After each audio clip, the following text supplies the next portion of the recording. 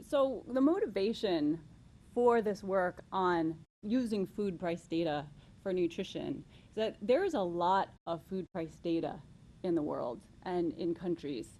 Um, but when you try to use it to understand how food access, given how food prices are, how that connects to nutrition, we don't have the right metrics. And more importantly, when governments and international organizations are looking at food price data that's routinely used for monitoring, they're not looking at it in a way that showcases what human beings need to eat to thrive and live active and healthy lives. So one kind of food price data that is used globally is world food prices. Global food price indexes are monitoring the prices of traded commodities. So for example, the FAO Food Price Index it tracks food prices using only the components of cereals, vegetable oils, sugar, meat, and dairy. So clearly this is not constructed for the purpose of monitoring a nutritious diet. This is constructed to focus on economically important commodities. There's also a lot of food price data used in vulnerability monitoring, so through World Food Program and other efforts that monitor the price of the most commonly consumed staples, looking at short-term price spikes and severe food insecurity vulnerability. So this data is highly useful for that purpose, but again is too limited to understand the cost of a nutritious diet. National governments collect a lot of food price data. So for example, the Consumer Price Index, shown here in the graphic from India's National Statistical Organization, features food very heavily because a lot of consumer expenditures are on food, particularly in low-income countries. And the purpose of the Consumer Price Index is to track inflation, hence the importance of including the items on which households spend the most.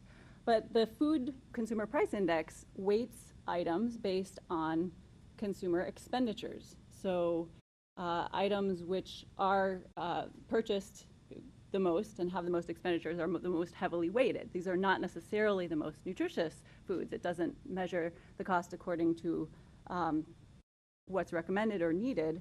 So, however, we can use this basic data to construct different indicators that re-weight food price data according to nutritional need.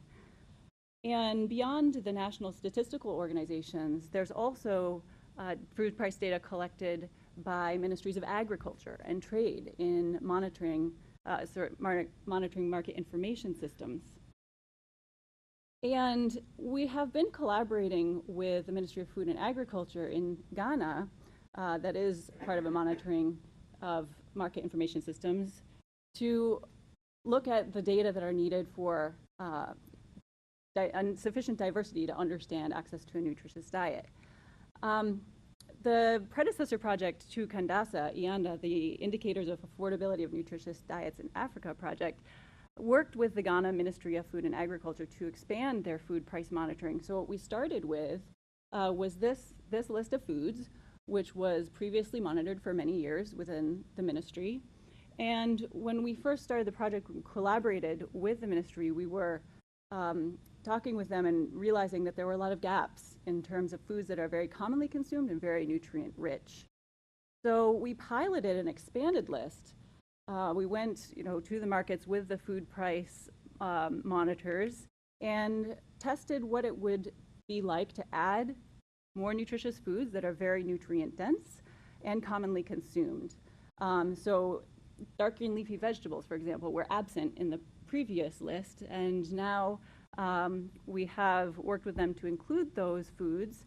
And because there was a lot of data that was very useful from this expanded list at very marginal additional cost, the Ministry of Food and Agriculture institutionalized the updated list nationwide and is valuing this data because not only does it provide the information for constructing indicators of nutritious diets affordability, it also is providing valuable information for expanding farming and opportunities for farming in the country.